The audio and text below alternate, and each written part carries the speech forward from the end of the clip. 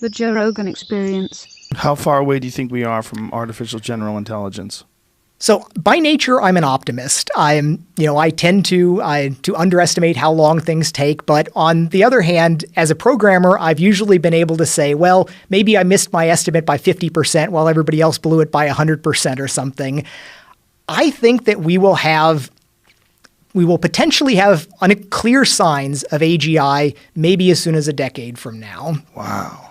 Now, lots of people disagree. The majority of scientists working on it think it's like, it's going to be at least a few decades. And you still have a few holdouts that say, it can't happen at all. But I'm a strict materialist. I think that, our minds are just our body in action, and there's no reason why we can't wind up simulating that in some way. So I don't think the question of how far off, there's a lot of numbers that you can play. Like the brain has something like 85 billion neurons in it, and they have something like 10,000 connections between it. And you can multiply those out and compare them to what we have in computer memory and processing time. And you can say that, within 10 years, those curves should have crossed. But I would even go so far as to say most of those are probably not completely necessary. We know lots of biological systems. Like, we understand the processing that goes on a lot in the visual side, and we don't need nearly as many computer transistors as neurons that are used for processing some of those early layers.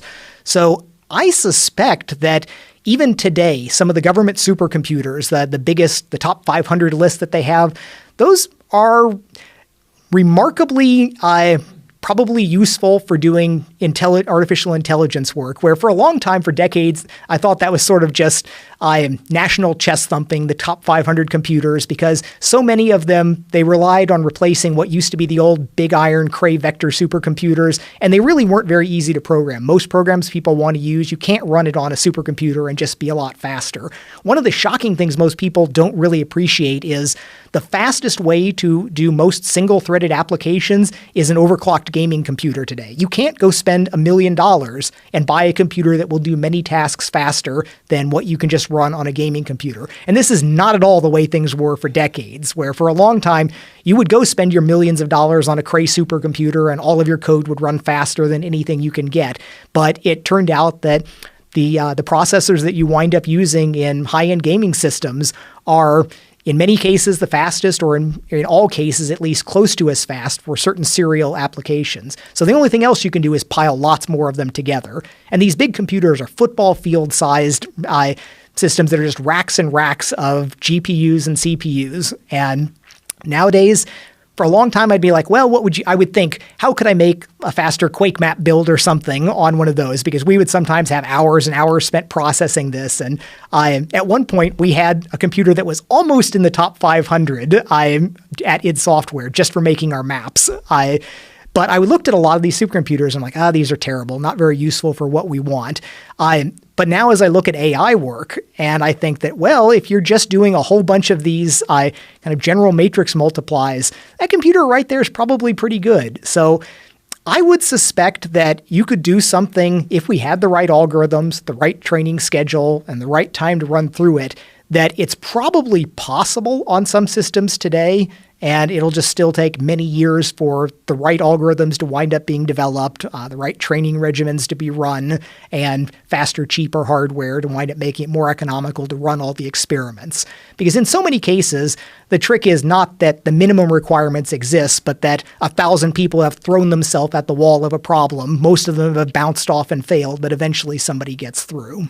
Now, what about quantum computing? Is that something that could potentially break the bottleneck that we have with Moore's law? So I am not an expert on quantum computing, and I think that many times I beat myself up about it, where there's some simulators online where you can go and work on it, and I should work through the exercises of doing the basic factoring algorithms on quantum computing. But my read on it right now is that it's probably not directly useful for most of the artificial intelligence tasks. The big things that people worry about that are for things like breaking cryptography, breaking the different hashes and encryption methods, that it's possible that in many ways that's almost a terrible technology, because it's a technology that doesn't solve so many of the problems that you'd like it to solve, and it does solve one of the problems you kind of wish nobody was able to solve.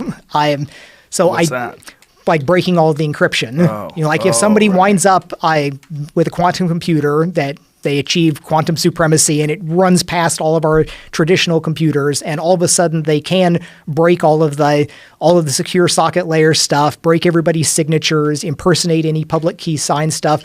There's no upside to this. That's all downside and all bad things that are going to come from that. While it's not going to make your video encoding go any faster, and it's probably not going to help artificial intelligence in many ways. So I haven't found a whole lot to get me really excited about quantum computing. It may just be that, and with all these cases, why I beat myself up about not learning more about it, because in most cases, when presented with some capability, there's some way to figure out how to apply it usefully to the things that you really want. In fact, I consider that almost the essence of engineering. Engineering is figuring out how to do what you want with what you've actually got. And anytime somebody gives me new hardware, usually I can figure out some useful way to do things that I want with it, even if it's not immediately obvious. And maybe quantum computing plays out that way, but it is still definitely the domain of big labs with cryogenic cooling and all that stuff. So it just hasn't been at the top of my radar.